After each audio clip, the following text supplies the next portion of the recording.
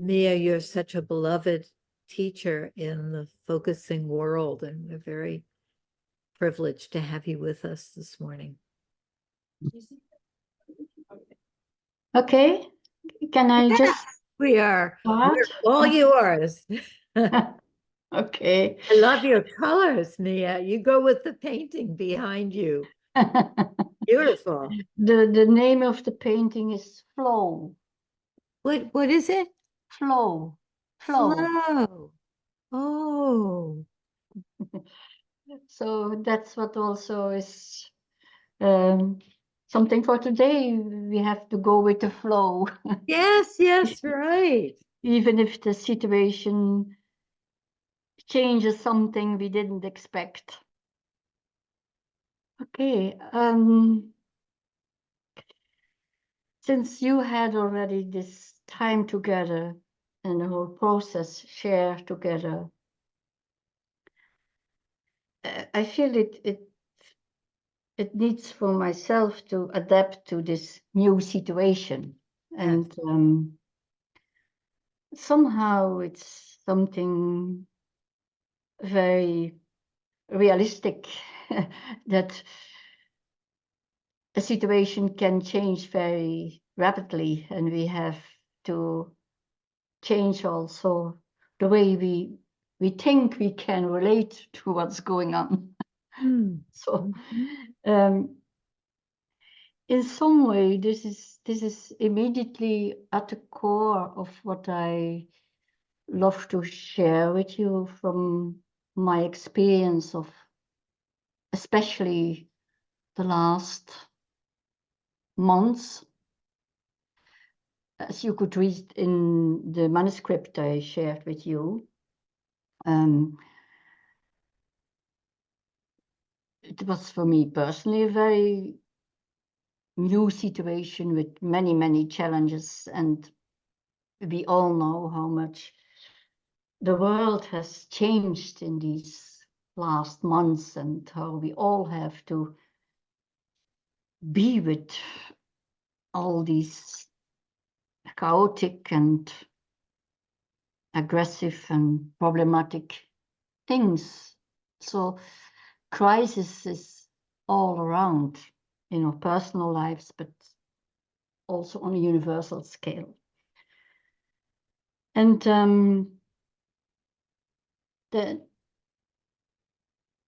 what I learned, especially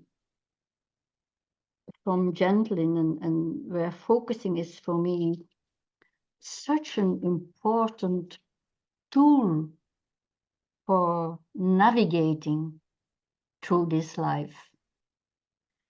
That is that for me, focusing allows me to always going into a deeper expanding. It gives me a tool that I can trust, that whatever is happening in my situation, I can find a way to open a space. And instead of getting stuck in the darkness, of getting stuck in the uncertainty, because there is a lot of uncertainty in our life, that we can open up to the possibilities.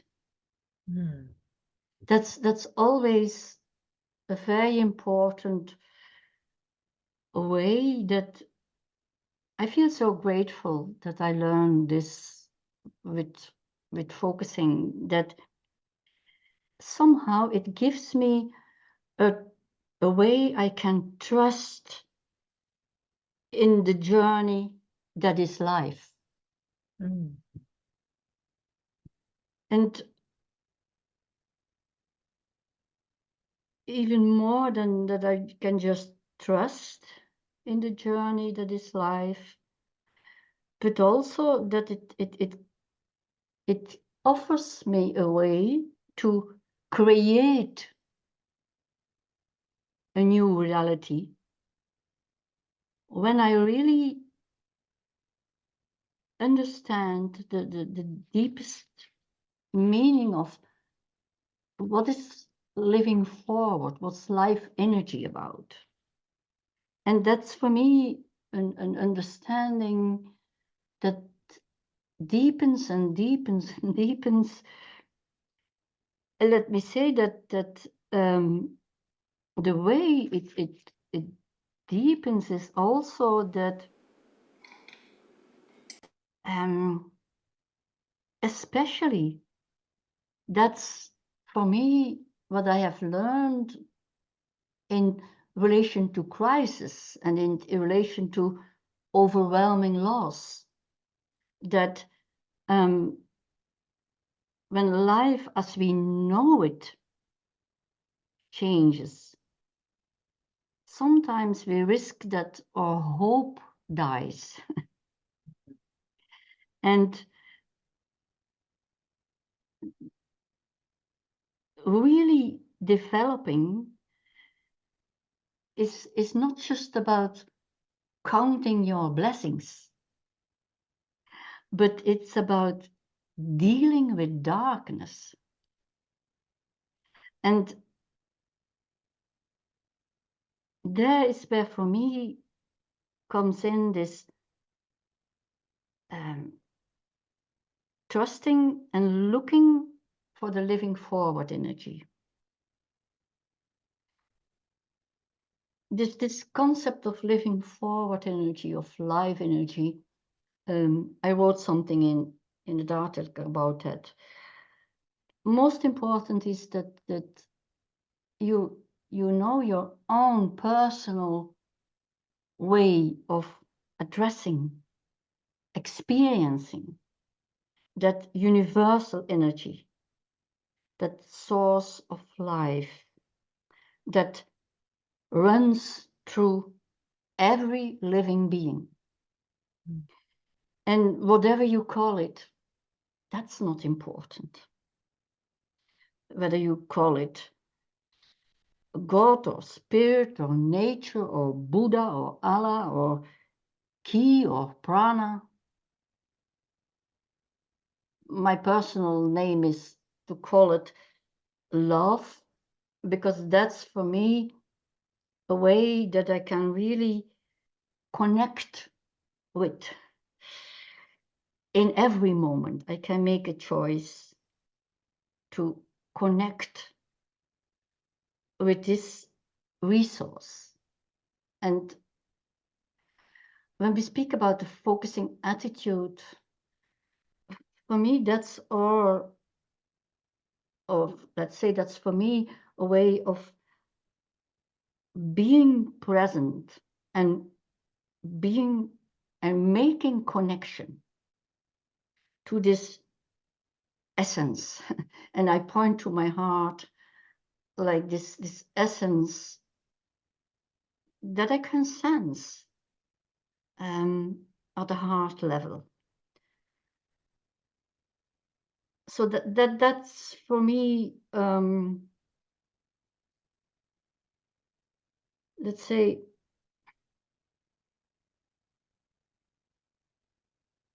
what stays as a possibility I always have. The possibility that I can address to whatever crisis I'm in, that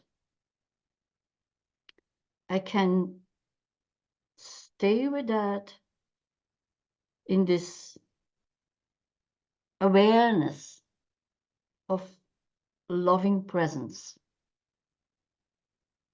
And I'm amazed about how this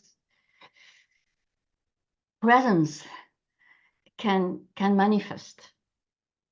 And that's beyond our understanding. And I love to touch also to the, when we say, I understand something. That's a tricky thing, because understanding means that it can stand under a category you know already. That's very often how understanding works for us, that we can stand under a category. It's very different from a process.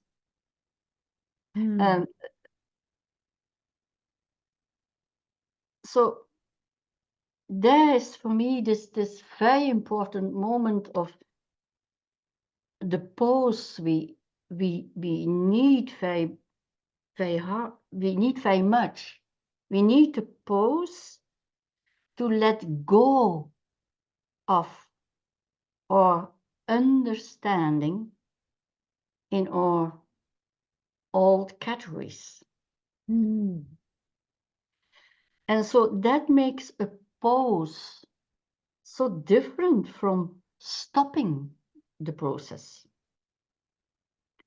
Because the pause is this waiting to invite a new understanding. So, and this is something that never stops. I see Lynn who we are nodding, because for me it's also the older I grow, the more I become so aware of it's ongoing and ongoing and ongoing, and there is so much new that is waiting to discover. So and becoming older, for me this is the richness that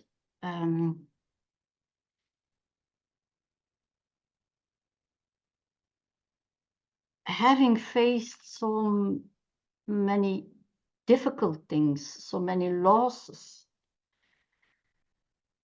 is for me like time and time again an invitation to discover a new layer. So this openness to the endless possibilities, that's also what I call pure awareness. Pure awareness is for me like this openness to the endless possibilities that are not limited by my personal agenda, not limited by my understanding in old categories, or not limited by inauthenticity. I also love the word being authentic. I could also play with that word, like being authentic is for me the same as freshly asking time and time again, how can I be in this difficult situation? And having this awareness that there is no straightforward direction. There are many things I can't control. But the last of human freedom is what in the existential psychology by Frankl is called. The last of human freedom is your attitude towards the situation.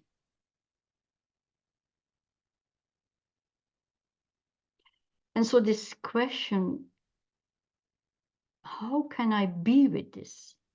How can I be with all that uncertainty?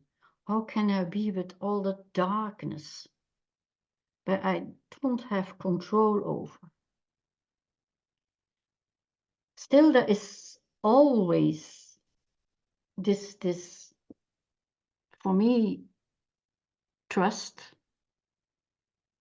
in this life energy, this universal energy, this this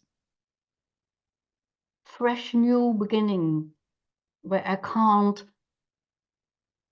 have already a category for, or what I can't understand already. But I have this criteria, these criteria that are these, what I call pure qualities. Does it give me some joy? Does it give me some peace? Does it give me, does it bring a moment of beauty? These are what I describe in the article. These are these pure qualities that I use as some of criteria of where this universal energy, this source of life, this living forward energy is addressed, even in crisis, even in very dark moments. So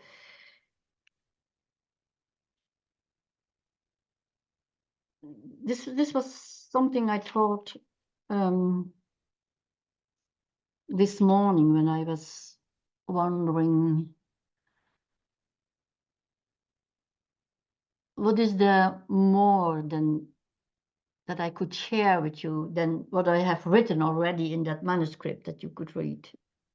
And maybe my most important message is that it's always a deeper expanding. And yeah, this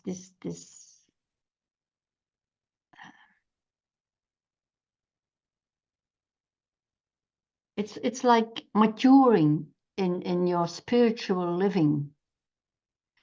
Maturity in your spiritual living has a lot to do with that you don't confuse hope with certainty. But that you trust that there is really growing for you when you learn to deal with darkness. There, you could say the darkness is necessary, that you can discover your light. If there's no darkness, your light can't shine. So these are just metaphors for me that help me to remind me time and time again how I can time and time again open a space and allow something to direct my attention instead of starting from where do I want to put my attention on.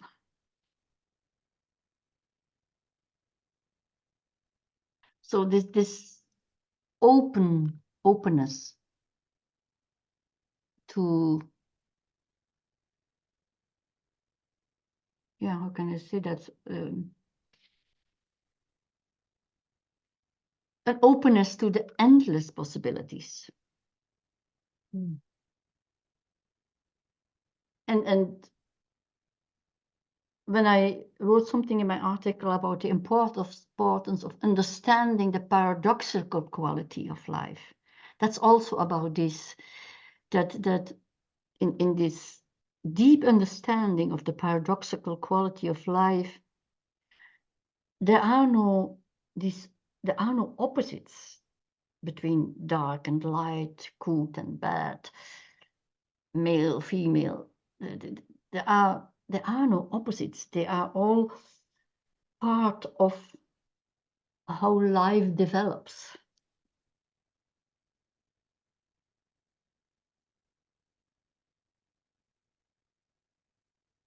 And I really want to emphasize how, for me, time and time again, it is something that I newly discover.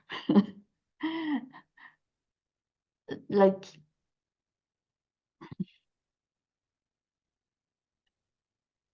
of course, sometimes I think, okay, now I know it. And then life brings something, a new crisis or something new that I didn't expect, or something that I was afraid that would happen. And then there we are again. How to find this openness and this living forward energy in it. Yeah. So this just a 20 minutes introduction. And I love to relate to what came up in you when you were reading the article, or what resonates in this moment when you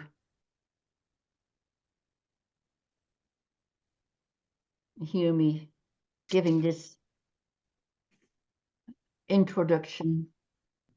What It's really an illustration that we can trust in the journey that life is, that even when we think, oh, something went wrong because of the time switch, I wasn't there at the time that I was expected to be there, but you developed something, and as you said, we can trust that this is how life is flowing.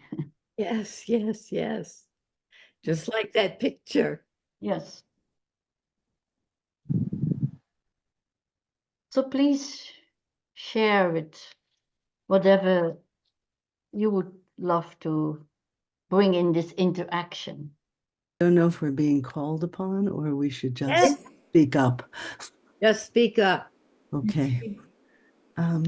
So Mia, first of all, I love your writings for some years now, and they've been the clearest for me on spirituality and focusing.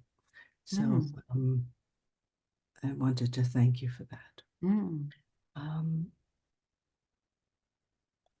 I loved what you said about no opposites, which is a real shift. Yeah. I guess there's a question I have of sort of what is your definition, or how do you understand darkness, and what is darkness? Okay. And how do we really, we talk about darkness as the not knowing, or the uncertainty, or the evil, or the chaotic, what is it, and how do we really work with it? Your question addresses something that is also typical for the whole process theory, but also for what I understand more and more about life, that the moment we have a definition for something,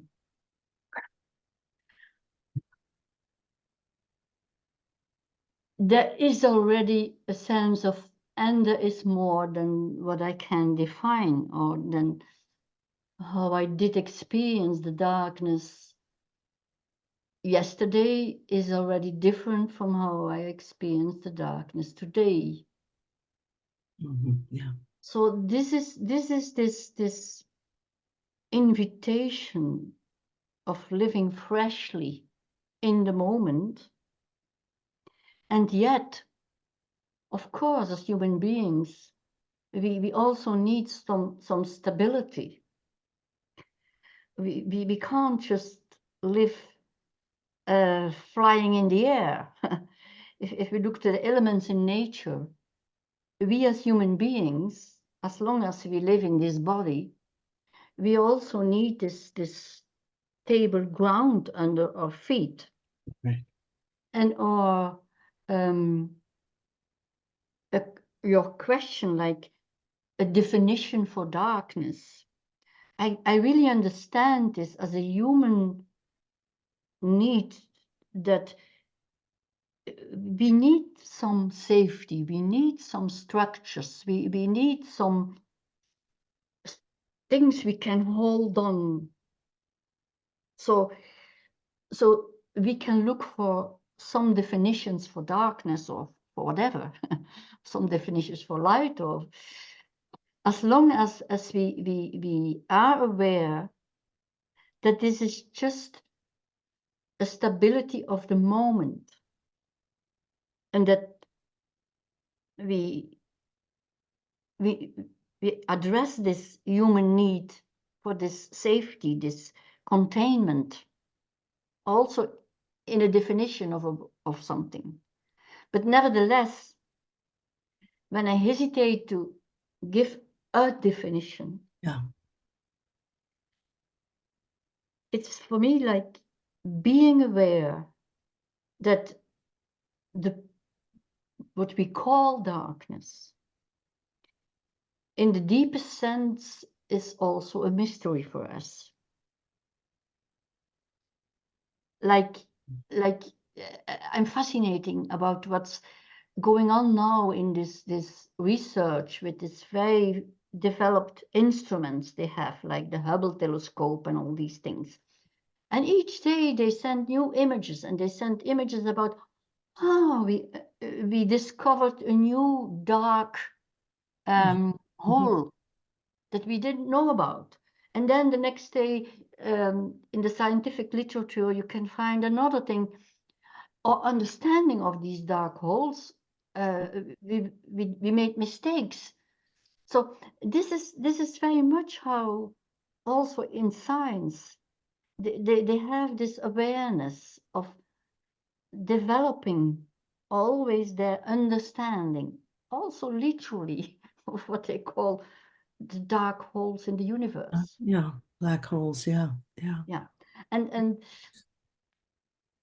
so I'm thankful for your question, because that's such an important issue, that on one hand, of course, we need some definitions to relate to reality. And And maybe on the other hand, it's so important that we can let go our understanding and adapt to the newness. Right, I didn't quite know how to ask the question, because I gather the definition is, is so limiting. But it's more like one's own, what is one's experience of darkness, how we hold that, and Okay. are we talking about evil when we're talking about darkness? Are we talking about just that which is unformed yet, or what and maybe there's no answer to any but of that's the person. also a very good question. What is one's experience about darkness? And then again, we can say there are many, many, many manifestations of darkness. And when you speak of ego, you could say darkness are these parts of ourselves that we don't know yet about what's there. The moment we use a word like ego, again, we risk to think that we know what it is. But as I also wrote something in the article about the inner critic as a word, then we are thinking, oh yes, I know that. But again, this is what's your experience then in that moment? And not fix it to its ego, or this is inner critic, or this is evil, or but having this sensitivity of what's there that is still not clear, or where you can sense something and you are pausing just to open up to a new understanding of it, or a new development in the darkness. be it what you call your ego, or your shadow sides, or whatever you would call it. More important is that you don't let yourself close into a name that you use for it. Thank you. Yeah, thank you. That's one of the pitfalls of psychology as well, that they have a lot of names for processes, and especially for difficult processes. They use a lot of diagnosis, and they give it a name, and they put it into a category. Yeah. And then again, they lose touch with the living experience. Thanks. Thank you very much. Yeah. Thank you, Ruth. What you were saying, Mia, reminds me of Jean Genlin's zigzag of taking out of the amorphousness, allowing to emerge a name or a something. But then that's not complete. Then you have your name, and then you have to come back in and say, well, what do I mean by that? And then something new will come. So we need to sort of ground things by giving it a name or a handle, but then we can't stay there with that handle, because it doesn't open the door anymore. A handle has to open a door. Yeah. And this is such a wonderful thing, that when you give it a name, or when you put something into words, you put that into reality also. Yes, yes. So that's a way of creating. Yes. And saying is a form of creating meaning. So, and that's why I make this difference, that understanding is important as long as you can experience it as this is a moment in reality, a moment in this reality.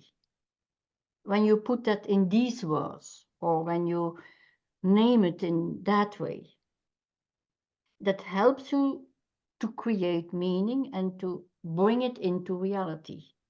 It reminds me of how so many of us are taking pictures all the time with our phone, and you have this snapshot, and that was some kind of reality, a two-dimensional reality in that moment, but it helps us. Yeah. As long as you are aware that it is just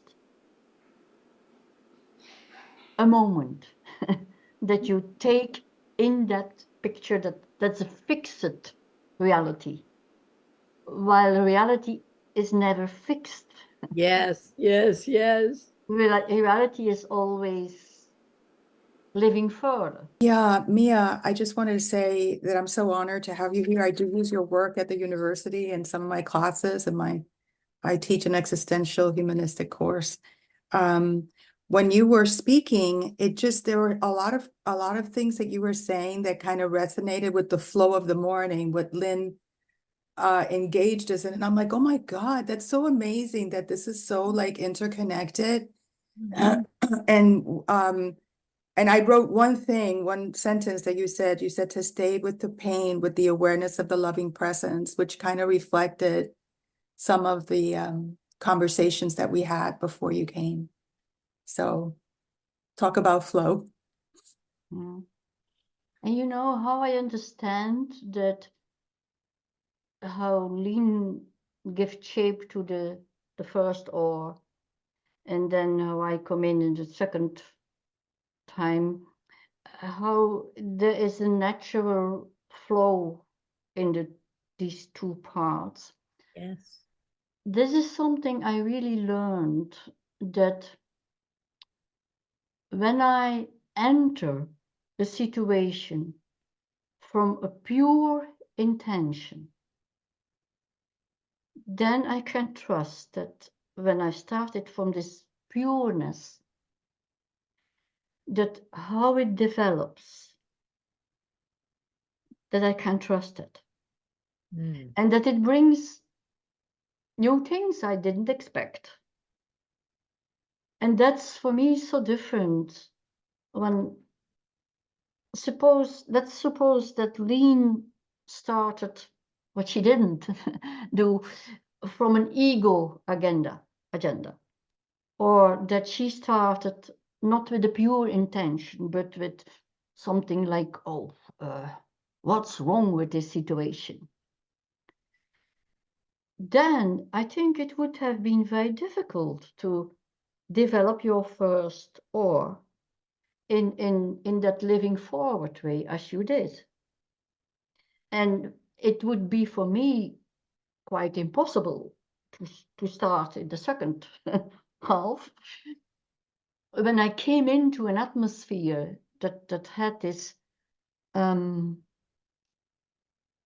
can I say that? This dark energy of ego issues, or so I really want to address this, because this is something I really learned to trust, that I take my responsibility for the pureness of my intention.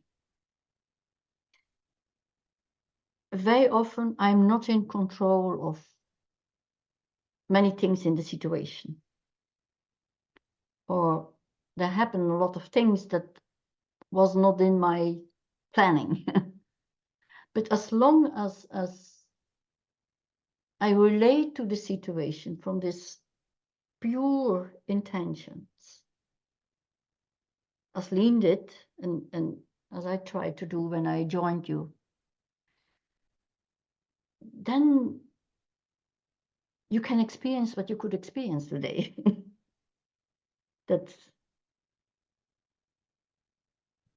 there is a richness in it, there is a wisdom in it, there is a natural flow that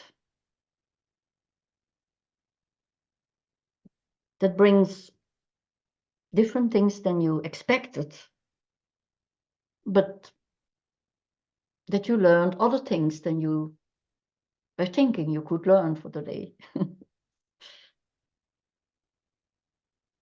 Mia, what you talked about and just now reminded me of one of my favorite people, Brother David Stendhal Rast, who talks about the difference between hope and hopes. And he says that you hold your hopes that Mhm. are particular things on your lap, the way a mother holds her children, ready to let them go. And it isn't until all of the hopes have gone that you Mm, really experience hope. yeah. Somehow I feel like we're talking about that difference between the particular concrete things of the hopes and this larger flow of life that's hope that we can learn to trust. Yeah. For me, hope is that I stay open to look for this living forward energy to arise. Right. And that means that I can cope with uncertainty.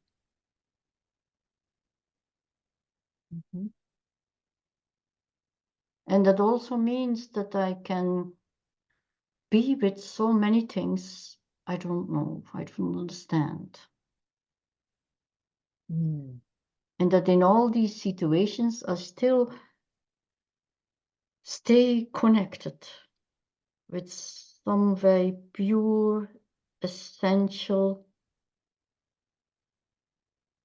quality.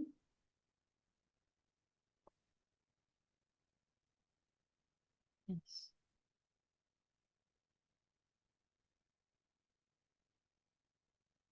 And in many situations, it takes a lot of time also, and it takes this pause before we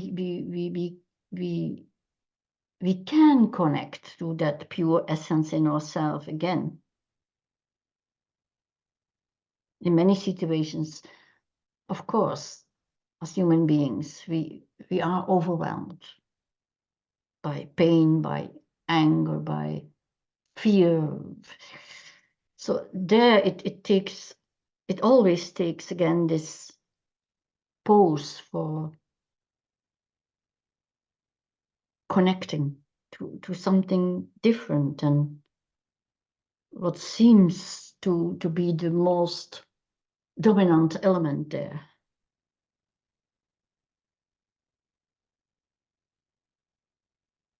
Yes, I think it's time to stop. And this has been such a beautiful experience. And part one, Mia, we're looking forward to part two next week with you.